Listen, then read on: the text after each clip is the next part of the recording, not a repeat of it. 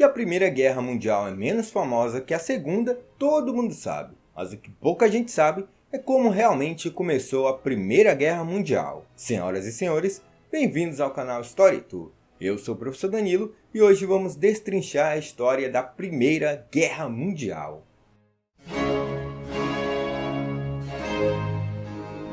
A Primeira Guerra Mundial é tida como o marco inicial do século XX, o brevíssimo século XX, como intitulou Erich Hobsbawm. Para ele, o século iniciou ali em 1914, quando começou a Primeira Guerra Mundial, e terminou em 1991, com o fim da União Soviética. Agora você imagina ser um cidadão que nasceu ali por volta de 1900 lá na Alemanha. Você vai pegar com 14 anos a Primeira Guerra Mundial, vai ver seu país ser devastado por essa guerra, vai pegar a gripe espanhola, depois vai vir a ascensão do regime nazista, aí você vai ver tudo aquilo, vai ver o Holocausto, vai sofrer com a Segunda Guerra Mundial, depois vai ter seu país dividido, vai entrar na Guerra Fria, só vai ter paz depois de 1989. Para você ver como foi barra pesada esse século XX. Mas enfim, essa Primeira Guerra Mundial, que na época não tinha o nome de Primeira Guerra Mundial, logicamente, tinha o nome de Grande Guerra. E quando ela estava para começar, se dizia ser a guerra que iria acabar com todas as guerras. Logicamente, não foi o que aconteceu. Mas assim ela vai acabar com todas as esperanças do continente europeu que se deu ali na Belle Époque, a era que se acreditava que a Europa estava no auge da civilização. No fim, ela resumidamente foi o apagar das luzes para a Europa. Outra coisa é que essa guerra vai trazer o conceito de guerra total. Na verdade, se discute muitas outras guerras que teve ao longo do século XIX, inclusive as guerras napoleônicas como guerras totais. Mas o que seria essa tal de guerra total? Antes da Primeira Guerra Mundial, o que a gente via nas guerras, principalmente ali do século XIX para trás? Os soldados iam lá para o campo de batalha, e aí com as suas arminhas, pei, os soldados morriam e estava pronto. Quando algum exército conseguia matar o máximo de soldados dos outros, a guerra acabava.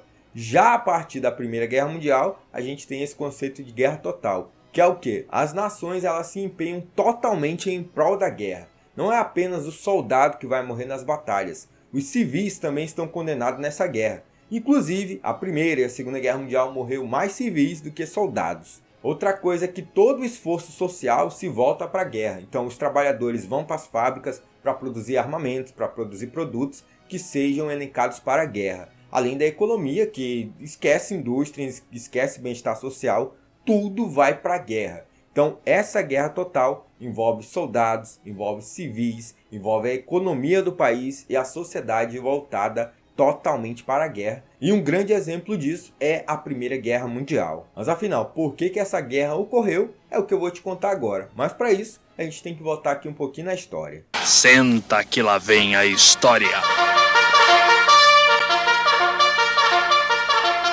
Bem, pouco antes da Primeira Guerra Mundial, a Europa estava vivendo seu apogeu, a chamada Belle Époque, que era um período de desenvolvimento econômico, tecnológico e social para a Europa. Eles passavam por um período cultural muito forte, inclusive ocorria aquelas chamadas exposições universais, que a cada 4 anos, cada país ali da Europa, cada cidade, o pessoal servia lá como se fosse uma Copa do Mundo, para a galera ir lá apresentar as suas tecnologias que eram inventadas. Nesse período, acabou surgindo o telefone, o telégrafo, o cinema, o motor a vapor, as locomotivas, o barco a vapor. Titanic é um grande exemplo aí da Belle Époque. Ele carregava toda a Belle Époque. Inclusive, ele foi um presságio do que aconteceria com a Europa pós Primeira Guerra Mundial. Mas isso eu deixo para falar em um próximo vídeo. Além disso, toda essa Belle Époque aí contribuía para uma visão europeia racista de que eles acreditavam que era o auge da civilização.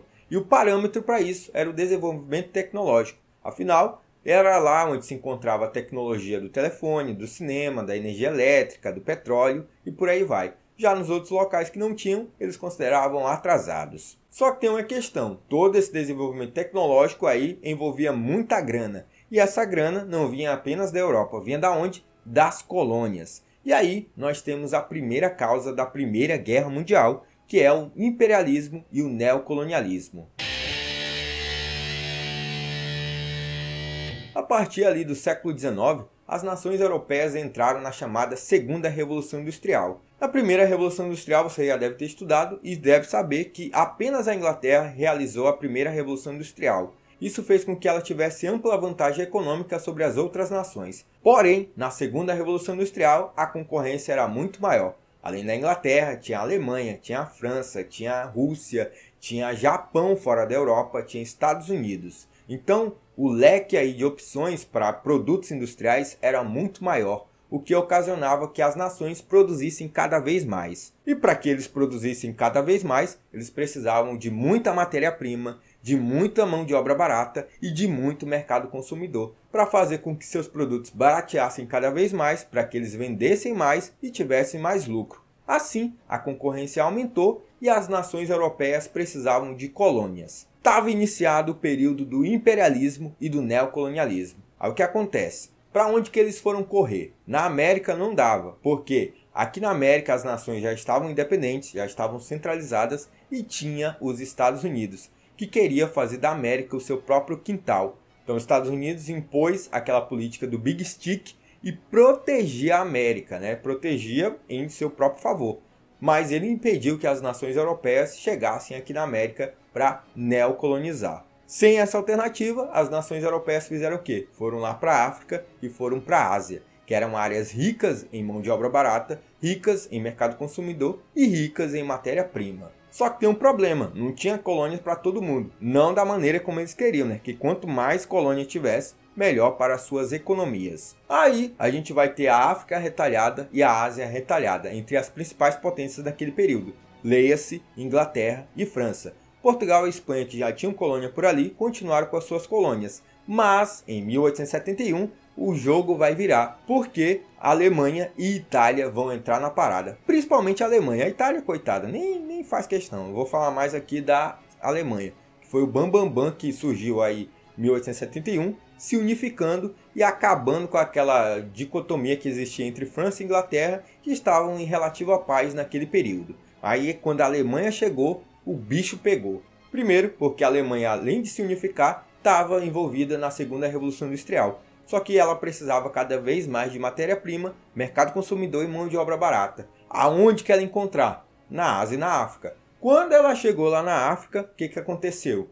Tudo já estava retalhado, tudo já estava dividido. Aí ele, não pode ser. Eu tenho que encontrar uma colônia aí para eu ter essas matérias-primas, esse mercado consumidor e essa mão de obra barata. Então, chamou lá a Inglaterra, chamou a França para negociar na chamada Conferência de Munique de 1888. Nessa conferência, o que a Alemanha ganhou? Nada. E aí criou-se uma divergência entre essas potências. Então, por conta dessas brigas coloniais, isso vai levar a cada vez mais conflitos, que vai chegar na Europa e aí vai ocasionar a guerra. Então a primeira causa da Primeira Guerra Mundial é a disputa por colônias no imperialismo e no neocolonialismo. Já a segunda causa envolve uma rivalidade que era recente entre Alemanha e França. Essa rivalidade surgiu quando a Alemanha se unificou lá em 1871. A França, que tinha um domínio sobre o continente europeu, viu ali uma concorrente vizinha sendo muito forte, e se a Alemanha se unificasse poderia ser uma forte ameaça militar e economicamente para a França. Assim, o imperador Napoleão III tentou evitar de todas as formas a unificação da Alemanha. Só que a tentativa dele levou o quê? A uma guerra, a chamada Guerra Franco-Prussiana. Só que, meus amigos, foi uma tremenda humilhação para a França. A França não tancou a Alemanha e levou um pau nessa guerra. Inclusive, Paris ficou sitiada em mais ou menos 2 meses, até que o Napoleão III abdicasse. Aí foi passando o tempo, a Paris sitiada, sem comida, sem água, até que Napoleão III resolveu abdicar.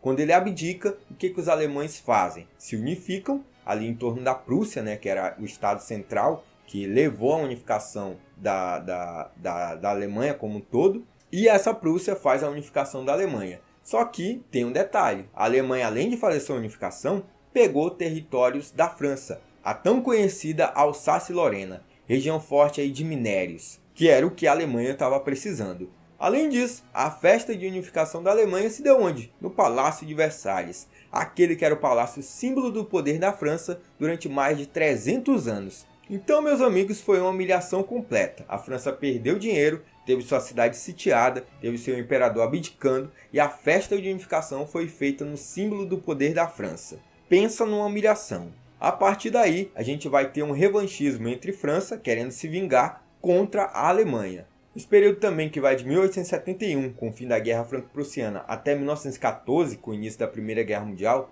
além de ser Belle Époque, é chamado de Paz Armada. Por que Paz Armada? Porque é um período que está tendo paz, não teve nenhum conflito entre as nações europeias, porém, os caras estão ali se preparando, caso tenha alguma guerra, e já estejam preparados. Então o cara produz 38, produz metralhadora, produz avião, produz morteiro, produz bomba, produz aí, porque quando essa guerra começar, a gente está aqui, até o dente preparado para combater o inimigo. Então, esse período aí é também conhecido como Paz Armada. É nesse período também que as nações europeias vão se agrupar em dois lados, a Entente e as potências centrais.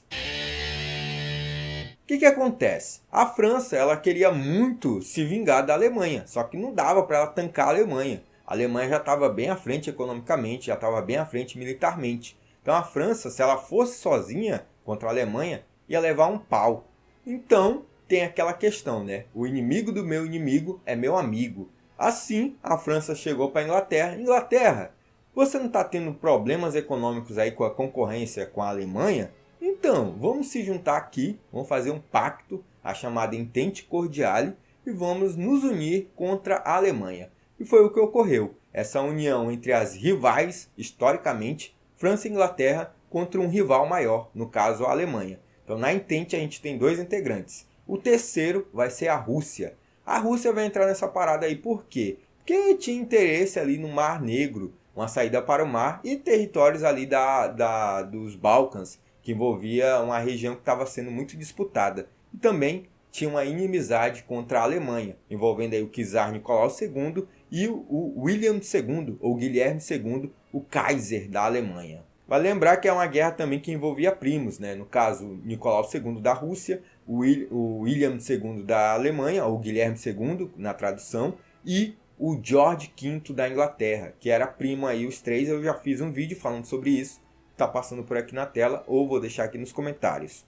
É o que acontece. Então nós temos aí a Entente, que é formada pela Rússia, pela Inglaterra e pela França. Do outro lado, nós tínhamos as potências centrais, que vai estar a Alemanha, que era inimigo de todos da Entente, a Áustria-Hungria, o Império Austro-Húngaro, que tinha ali fronteira com a Alemanha, amizade com a Alemanha e interesses em comum com a Alemanha.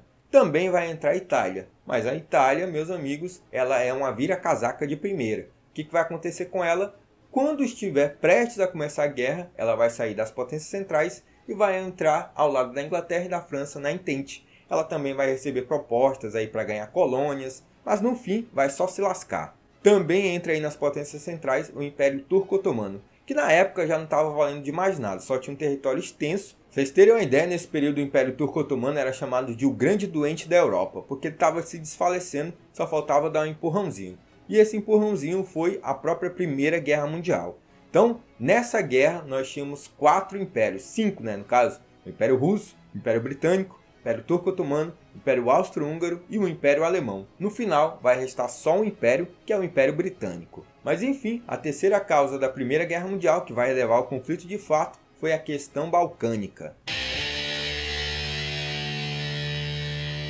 Os Balcãs eram chamados de o barril de pólvora da Europa. Era uma região bem fragmentada e disputada por várias nacionalidades. Na época, parte era dominada pelo Império Turco-Otomano e parte era dominada pelo Império Austro-Húngaro. Aí o que acontece? Uma questão bem envolvida aí na Primeira Guerra Mundial era a questão do nacionalismo. Então tinha uma questão nacional envolvendo França e Inglaterra, tinha uma questão nacional envolvendo França contra a Alemanha, Inglaterra contra a Alemanha e por aí vai. Mas o forte era a questão nacional nos Balcãs. Porque como eu falei, tinha várias nacionalidades ali, etnias, nesses impérios, divididas entre esses impérios. Só que eles tinham os próprios projetos de unificação. A Sérvia queria sua unificação, a República Tcheca queria sua unificação, entre outras nações ali dos Balcãs. E os outros impérios tinham os projetos para aquela região dos Balcãs. Um projeto era o da Alemanha com a Áustria-Hungria para fazer o pan-germanismo, que seria a Grande Alemanha. O que seria esse pan-germanismo? Seria pegar aquela região dos Balcãs,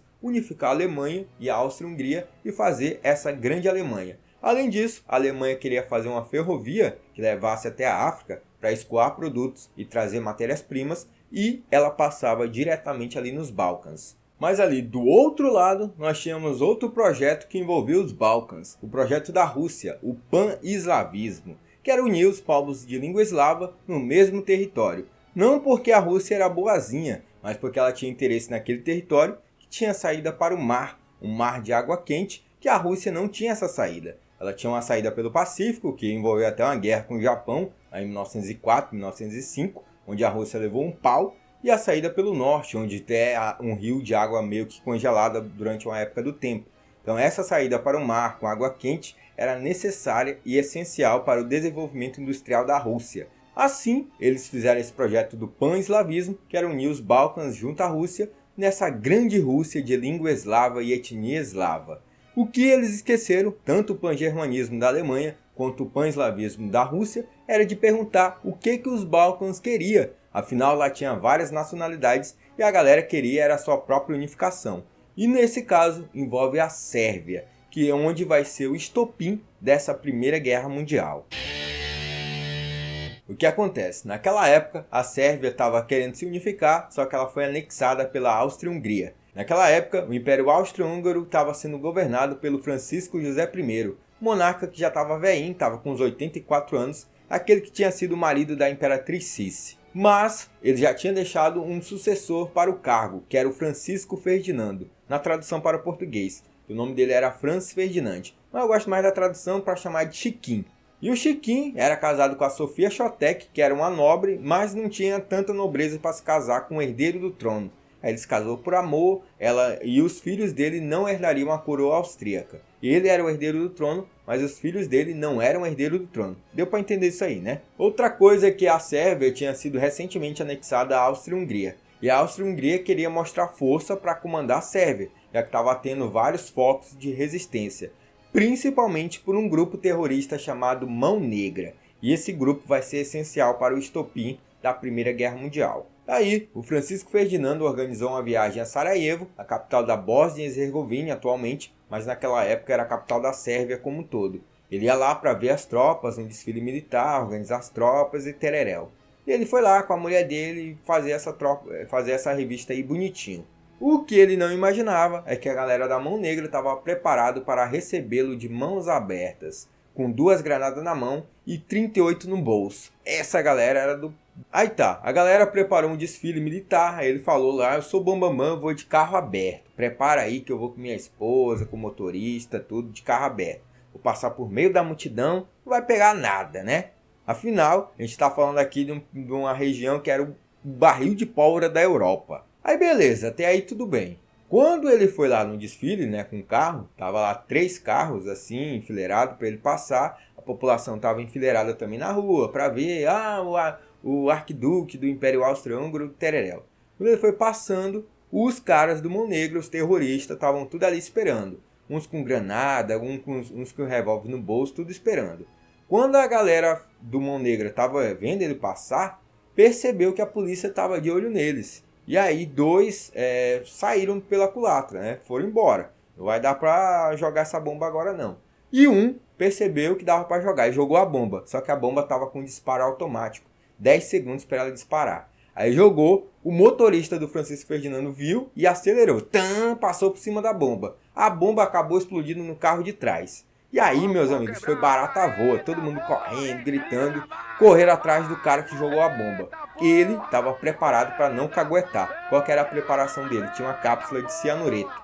Botou aqui na boca e correu. Aí ele estava perto de uma ponte, pulou dessa ponte no rio. Para caso ele não morresse do cianureto, morria lá na ponte. Só que, quando ele pulou, ele bateu no rio, porque estava com 10 centímetros de altura de água. Aí ele bateu a cabeça, vomitou o cianureto, foi pego pela polícia, levou uma porrada e foi para a prisão.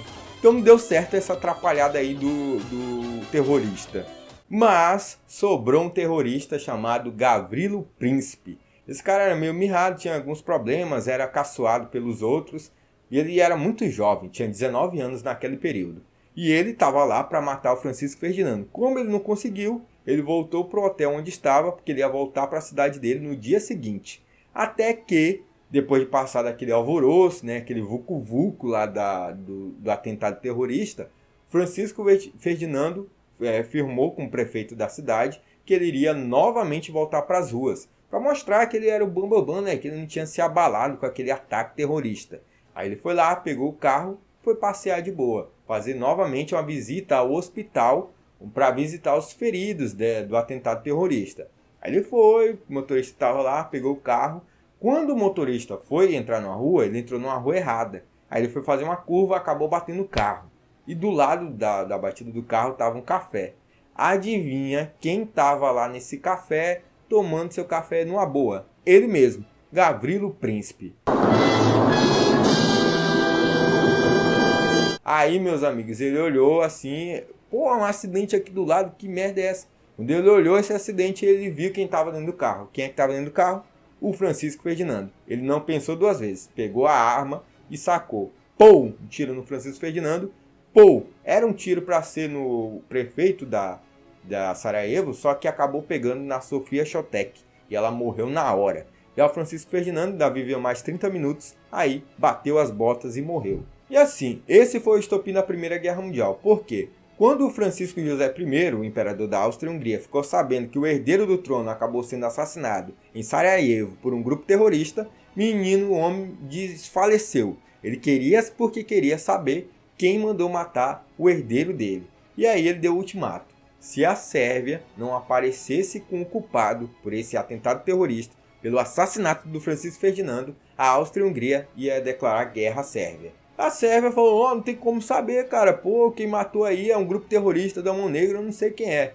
Aí o Francisco José I deu o ultimato, se no dia tal, às 7h99 da manhã, você não aparecer com esse culpado, vai ter guerra. O assassinato do Francisco Ferdinando ocorreu no dia 28 de junho de 1914, tido como o dia inicial da Primeira Guerra Mundial. A Sérvia, impossibilitada, não achou o culpado. Na verdade, eles sabiam, mas não levaram o culpado. E aí, sem alternativa, a Áustria-Hungria declarou guerra à Sérvia. E esse é o início da Briga de Bar, porque as alianças que foram firmadas antes da Primeira Guerra Mundial vão começar a se juntar. A Sérvia pediu auxílio da Rússia. Aí a Rússia falou, eu quero aqui o povo eslavo unido. Então, se a Áustria-Hungria declarou guerra à Sérvia, eu vou ajudar a Sérvia em prol do povo eslavo. E aí declarou guerra à Áustria-Hungria. A Alemanha, olhando isso daí, falou, declarou guerra à Áustria-Hungria, eu tenho um pacto com eles. Aqui é pan-germanismo, meu amigo. Então, declara guerra à Rússia. Aí a Rússia olhou, França, tá vendo isso aí, declarou guerra a mim. Então, me ajuda aqui. Aí é o que a França tava só esperando, né? Opa, vou lá. Declarou guerra à Alemanha e à Áustria-Hungria. Faltava quem? A Inglaterra. A Inglaterra até que titubeou. Não, pô, para com isso, bora uma paz, né? Só que quando a Alemanha foi invadir a França, ela passou pela Bélgica, que era uma nação que estava neutra. E aí, impossibilitada, chamada de covarde pela França, tereréu, a Inglaterra entrou no conflito, declarando guerra à Alemanha e à Áustria-Hungria. E foi o início da Primeira Guerra Mundial. Lembrando sempre, né, pessoal, que apesar da morte do Francisco Ferdinando ter dado o start na Primeira Guerra Mundial, não foi por conta da morte dele que a guerra ocorreu. A guerra ia ocorrer de uma forma ou de outra porque já estava montado o cenário, que era a disputa por colônias, a disputa por mercados, a disputa por territórios ali da Europa e fora da Europa, as questões nacionais, as questões de rivalidade. Então já estava tudo montado, faltava apenas uma desculpa. Qual que foi a desculpa? O assassinato do Francisco Ferdinando, e isso levou ao acionamento das alianças, explodindo na guerra. Naquele início, todo mundo foi para a guerra muito excitado, porque tinha as questões de nacionalismo que foram alimentadas durante décadas e décadas, principalmente entre França e Inglaterra. Então a galera foi de bom grado. Vamos meter a peia nesse alemão safado. Do outro lado, vamos meter a peia nesse francês safado. Então a galera foi com entusiasmo para essa guerra. Só que ao longo dos 4 anos, o entusiasmo foi acabando, até que a luz da Europa desligou. Então é isso, pessoal. Esse foi apenas o início da nossa série sobre a Primeira Guerra Mundial. Se você quiser a continuidade, comenta aqui que eu vou trazer para vocês. Então se você quer ver a continuidade dessa série, comenta aqui. No mais, se você não deixou o joinha, deixa o joinha agora. Se você não é inscrito, se inscreva e considere ser inscrito no Story2Flix, o clube de membros aqui do canal.